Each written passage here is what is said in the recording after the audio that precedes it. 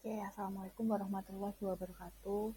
Nah, pada pertemuan kali ini kita akan melanjutkan ke pembahasan yang sebelumnya, yaitu mengenai sistem imun atau sistem pertahanan tubuh. Nah, untuk tujuan pembelajaran pada pertemuan kali ini yaitu peserta didik mampu menganalisis macam-macam dari mekanisme pertahanan tubuh, karena sebelumnya kita sudah tahu apa saja sih mekanisme apa saja sih pertahanan tubuh. Hari ini kita mempelajari mekanismenya.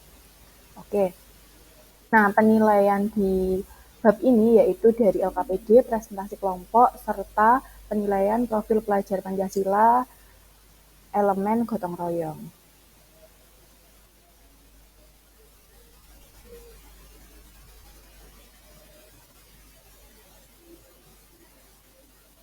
Oke, kemarin kita sudah tahu mengenai respon peradangan atau inflamasi. Nah, seperti apa sih mekanisme dari respon tubuh terhadap kerusakan jaringan ini atau inflamasi?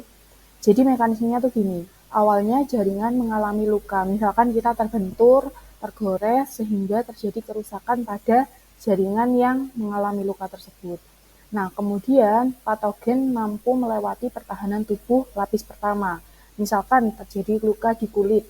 Kulit kan termasuk lapis pertama secara fisik. Kemudian ketika kulit terluka, maka patogen atau bakteri, virus itu bisa masuk ke dalam tubuh kita atau melewati pertahanan tubuh lapis pertama. Kemudian patogen yang masuk tadi dapat menginfeksi sel-sel tubuh. Nah, setelah itu jaringan yang telah terinfeksi akan merangsang mastosit mengeluarkan histamin dan prostaglandin. Jadi infeksi dulu, selnya itu terinfeksi dulu, baru mastosit ini mengeluarkan histamin dan prostaglandin. Kemudian akan terjadinya pelebaran pembuluh darah akibat hal tersebut terjadi. Nah, ketika pembuluh darah melebar, maka akan ada peningkatan aliran darah serta peningkatan permeabilitas pembuluh darah. Kemudian akan terjadi perpindahan sel fagosit karena alirannya sangat tinggi atau meningkat, maka perpindahan sel fagosit terjadi. Nah, selanjutnya proses terjadi fagositosis yang sebelumnya kita pelajari.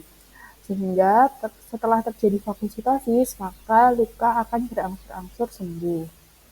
Oke, selanjutnya yaitu ada pertahanan yang fagositosis. Kemarin kata kuncinya adalah memakan. Jadi sel-sel fagosit ini akan mencerna bakteri atau patogen yang masuk ke dalam tubuh. Bagaimana sih mekanismenya? Nah, kita perhatikan gambar yang ada di bawah ini ya. Jadi, mekanismenya itu pertama pengenalan. Tadi kan sudah diarahkan tuh sel fagositnya. Habis itu dikenali oleh si sel fagosit patogennya. Habis dikenali, kemudian akan ada pergerakan. Setelah sudah kenal, maka sel fagosit itu akan bergerak menuju ke jaringan-jaringan yang terinfeksi atau patogen yang masuk tadi. Setelah itu akan terjadi perlekatan atau adhesion.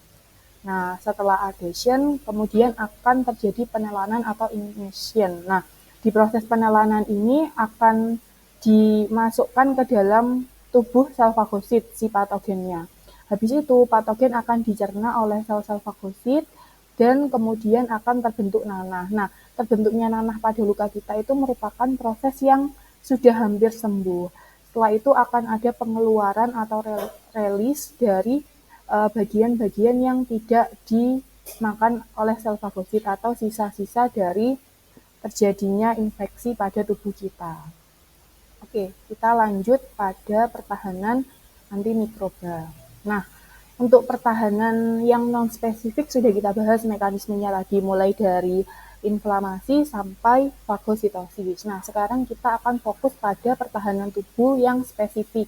Oke, kemarin spesifik itu adalah adaptif atau tubuh kita itu melakukan adaptasi terhadap patogen yang sudah masuk ke dalam tubuh kita. Jadi perlu diingat lagi untuk sistem pertahanan tubuh spesifik ini akan bekerja setelah patogen melewati sistem pertahanan tubuh non-spesifik. Jadi misalkan fagositosis sudah nggak mampu, inflamasi sudah nggak mampu, maka pertahanan tubuh spesifik inilah baru akan bekerja. Nah, kemudian sistem pertahanan tubuh spesifik ini disebut sebagai sistem kekebalan tubuh atau sistem imun. Nah, pertahanan tubuh spesifik ini juga terbentuk karena adanya dua peran penting, yaitu ada peran dari antigen dan juga antibodi. Apa itu antigen dan antibodi? Kita akan bahas satu persatu. Oke, sekarang bagaimana sih mekanisme dari kerja sistem imun atau sistem kekebalan yang spesifik ini? Jadi, sistem kekebalan spesifik ini dilakukan oleh antibodi. Nah, kemarin kita juga sudah menyinggung di pertemuan sebelumnya antibodi itu apa. Jadi, antibodi ini sebuah protein yang dikeluarkan oleh limfosit. Fungsinya dia itu untuk berperang atau untuk melawan antigen. Nah, antigen itu apa sih? Jadi antigen itu adalah bagian dari patogen atau bagian dari bakteri yang dapat dikenali oleh tubuh. Nah, kemudian mekanismenya adalah awalnya itu dilakukan oleh antibodi. Nah, antibodi itu dibentuk oleh limfosit. Nah, limfosit itu mengeluarkan antibodi karena adanya antigen yang masuk. Jadi, trigger pertama tuh harus ada antigen dulu yang masuk. Ketika antigen sudah dikenali oleh tubuh, maka limfosit akan bekerja dengan cara mengeluarkan antibodi. Kemudian antigen dan antibodi berperang, tubuh kita tetap sehat kayak gitu. Oke, kita lanjut ke mengenal lebih dalam dari limfosit. Jadi limfosit ini merupakan salah satu jenis sel darah putih yang bekerja untuk mempertahankan tubuh kita kayak gitu. Nah, ternyata ada dua jenis nih dari limfosit, yaitu ada sel B dan juga sel T. Oke, kita akan bahas sel B dulu. Nah, jadi dua sel ini tuh fungsinya beda banget. Untuk sel B ini dia melawan patogen atau melawan bakterinya dengan cara mengeluarkan yang namanya antibodi. Sedangkan untuk sel T dia nggak perlu antibodi, artinya dia akan langsung menyerang patogennya. Oke, untuk sel B dulu. Jadi sel B ini dibentuk di sumsum tulang belakang dan menghasilkan sel B memori dan sel B plasma. Jadi di sumsum tulang itu sel B ini menghasilkan dua jenis sel B, yaitu sel B memori yang fungsinya untuk mengingat bentuk. Misalkan ada virus COVID masuk ke tubuh kita. Nah, tugas sel B ini mengingat, oh bentuk virus COVID ini misalkan segi 5 dibentuk. Kemudian yang sel B plasma dia berfungsi untuk mengeluarkan antibodinya. Oh, aku harus mengeluarkan antibodi yang bisa memperangkap bentuk dari sel COVID, virus COVID. Kemudian misalkan 3 bulan, 4 bulan yang akan datang virus COVID masuk ke tubuh kita.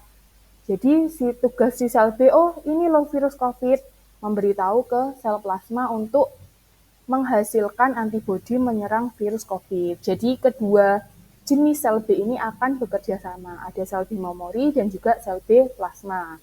Oke, kita lanjut ke sel T. Jadi untuk sel T ini dibentuk di sumsum tulang, namun pematangannya terjadi di timus dengan cara menyerang antigen secara langsung atau disebut sebagai kekebalan seluler. Jadi beda kalau tadi itu membutuhkan antibodi dan memiliki sel pengingat, kalau untuk yang sel T ini dia akan langsung menyerang antigen yang masuk ke tubuh kita. Oke, kita akan membahas mengenai antibodi sekarang. Nah, untuk antibodi itu bisa disebut imunoglobin. Diingat-ingat ya, antibodi atau imunoglobin. Karena berfungsi melindungi tubuh melalui proses kekebalan atau imun. Gimana sih kerjanya? Nah, perhatikan gambar ini ya. Ini adalah patogen, misalkan virus COVID. Kita tertular dari apa? Yaitu dari sistem pernafasan. Nah, patogen ini akan masuk ke tubuh kita. Semua patogen, seluruhnya patogen akan masuk. Namun, yang bisa dikenali di tubuh kita adalah antigen. Jadi, patogen masuk, kemudian antigennya yang dikenali oleh tubuh. Nah, karena muncul antigen, maka tubuh merespon dengan cara apa? Dengan cara melakukan aktivasi pada sel B. Nah, ketika sel B sudah aktif, maka sel B akan menghasilkan dua jenis sel B apa saja, yaitu ada sel B memori dan juga sel B plasma. Nah, kemudian sel B memori ini akan mengingat bentuk dari antigen, karena kan dia spesifik. Oh, spesifik bentuknya seperti apa.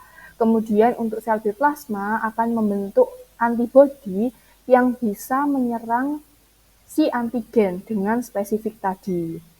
Nah, kemudian antibodi ini akan mengikat antigen. Jadi, karena dia sudah spesifik, bentuknya itu seperti kunci dan gembok gitu loh. Jadi, untuk virus COVID ya antibodi COVID kayak gitu. Karena dia sudah klik membentuk gembok, maka saling berikatan antara antibodi dan antigen. Nah, peningkatan antibodi kepada antigen ini akan ditangkap oleh sel-sel makrofag. Jadi di dalam tubuh kita itu ada sebuah sel makrofag yang fungsinya untuk mencerna dari antibodi yang telah mengikat antigen. Jadi antigen nanti akan hancur. Seperti itu kerja dari antibodi di dalam tubuh kita. Oke, selanjutnya kita belajar mengenai gangguan pada sistem pertahanan tubuh.